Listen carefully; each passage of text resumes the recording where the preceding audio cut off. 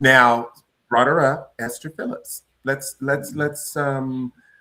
frame Esther Phillips, because I probably, of your divas, she might be the least known, at least here in America.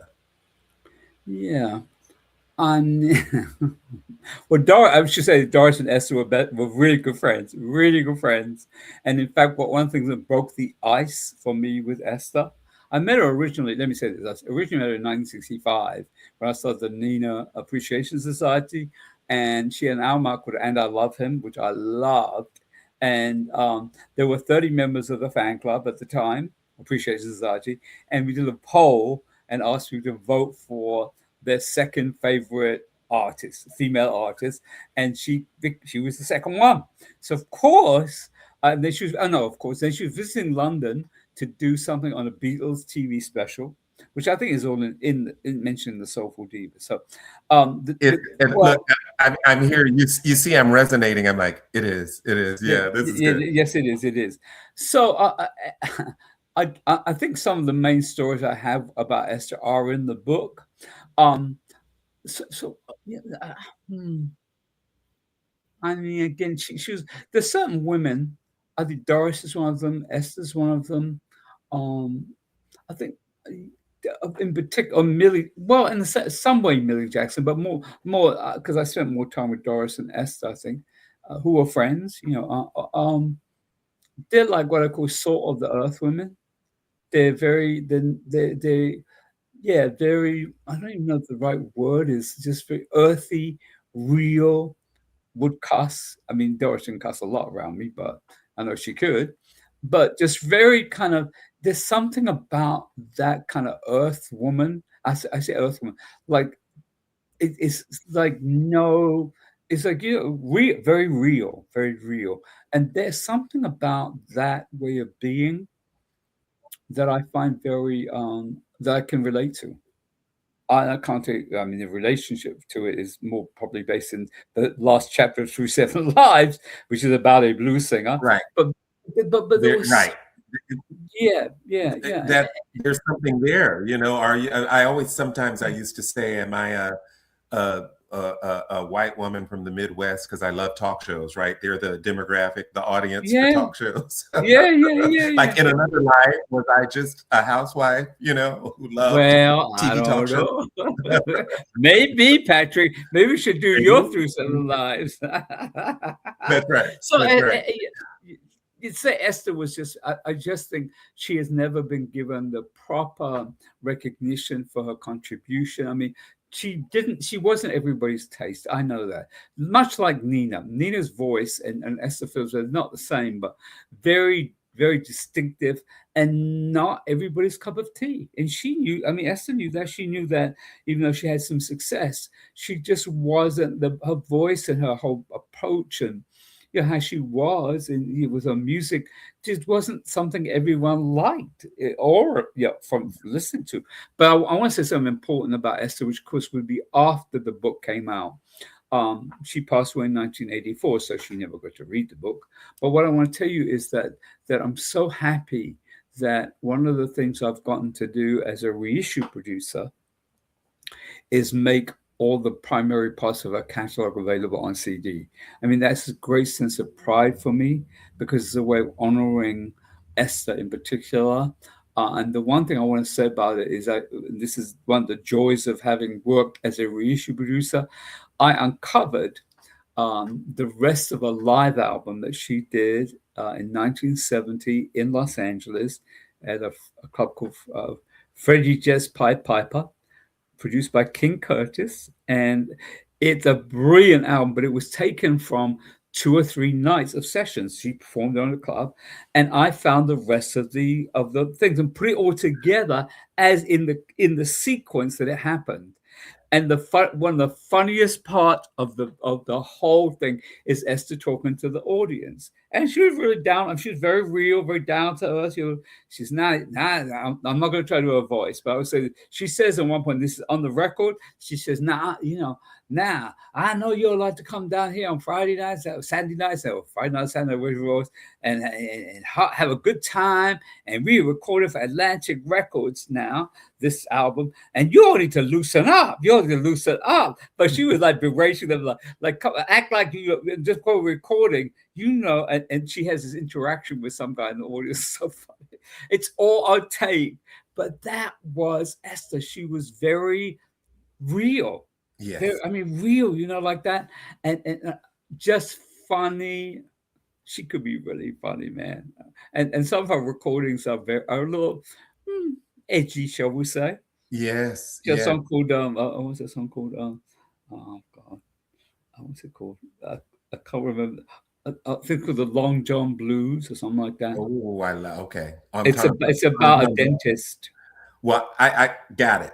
Got it. I got That's it. all we need to say for now. And it got it for now. And I love that because it also brings to mind another diva from your Soulful Divas. repository, Millie Jackson, Salt of the Earth as well, straight up. And here in America, we've been excited to see her in Perry's hits. Uncle Joe is on. I saw it. College Road Tour.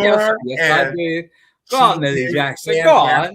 And the second I saw her, I thought of you because this is such a great booking for her, and so in line with who Tyler Perry is to amplify our divas. He does a very good job of lifting them up and bringing them back to the culture.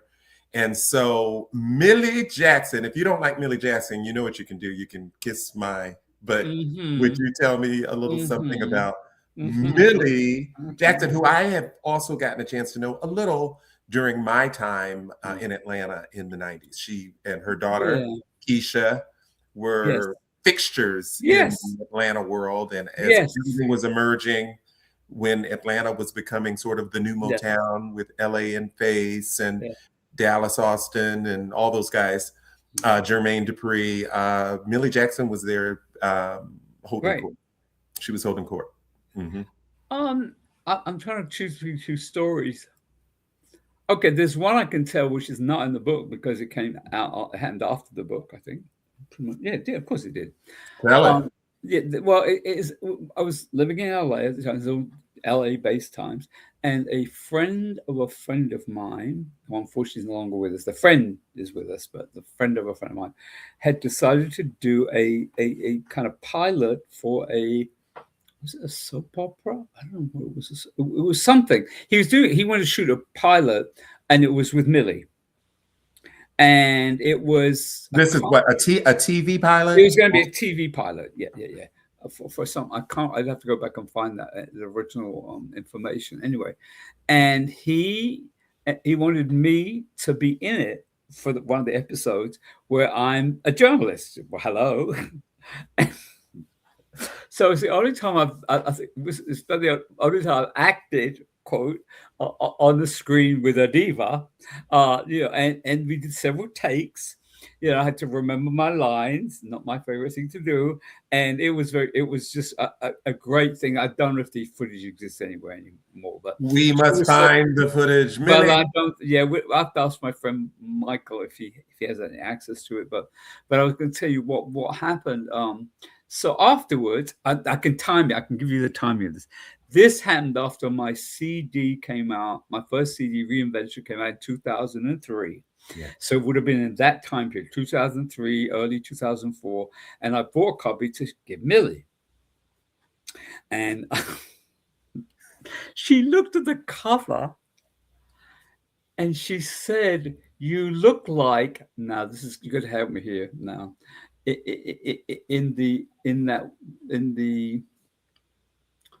Who was the person she said? B. Arthur from Golden Girls. Yes. And I said, "What? I said, what do you mean?" She said, "I'm looking at the picture. You look just like B. Arthur." She hadn't even heard of the music. I said, "I am very insulted, Millie. How could you say that?" But she said, that's what I could see.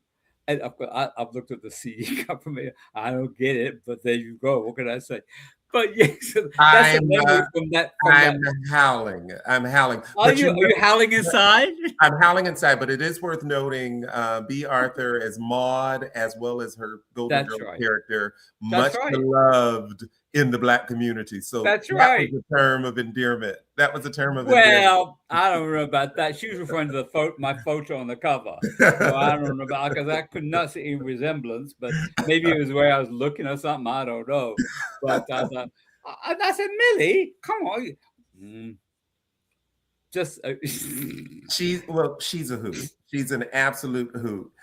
she is. Where do you think? I mean, you certainly saw fit to include her in your esteemed collection of divas. Where do you think she fits, kind of in the grand scheme of Well, R&B, soul, yeah. country, something? In She didn't quite where do you? fit. Yeah, she didn't quite fit in that pantheon, one could say. But and I think she's closer in personality and how she shows up in the world to Esther Phillips. I can imagine a conversation with Esther Phillips and Millie Jackson that would just be full of expletives. Yes, yes, yes. Doris, not quite so much, but maybe like a little bit, but Right. more, yeah. So I think she fits in. She doesn't really fit in one sense because it's funny because I think sometimes the women that we're talking about, they're almost too real Yeah. in a sense to be considered divas in the way that we sometimes refer to them. Yes. Off stage, they might be a little bit more diva-like. I mean, Shaka could cuss too, you know. Yes. I'm sure all of them can cuss. They don't necessarily cuss in front of anyone, but That's right. it's not even about the cussing. Well, it is. Well, it is in a sense because what Millie did, she brought it to the stage. That's right. And That's she right. didn't care. And the thing I want to say about that, Patrick, it's really important to say this, is that when I first met Millie, it was, of course, when I lived in New York. Yes. She's a very smart businesswoman. She managed herself, and she was I remember going to her office on 1650 Broadway, and she was sharp. I mean, when I say sharp as a businesswoman. And Yeah. that time period we're talking about, that wasn't common That's at right. all. Yeah. Yes. So I had huge respect for her. I think she kept her on publishing. I mean, she was like, this is a business. Yeah. Yes, I'm an entertainer, but this is a business. She got a lot upset when she tried to do something that didn't have so many expletives in it. Yeah. And then she recorded an album because the album before it didn't sell so well because it was more proper. Right. And she called it, as you know, Back to the Shit. That's the That's album right. called. You know that with the sitting on the toilet. Yes. I mean, Yeah. come on now. Who gets to do that? Well, and if you do it, you better manage your business behind it, which apparently it sounds like she does. So that's a beautiful thing. Yeah, Millie And it's a Jackson. beautiful thing to call out, because I don't think we call out the success stories as much as we call out the That's true. failures, right? And so Yeah. to hear Yeah. you offer that, it gives us hope and gives us some inspiration. Yes. I love that.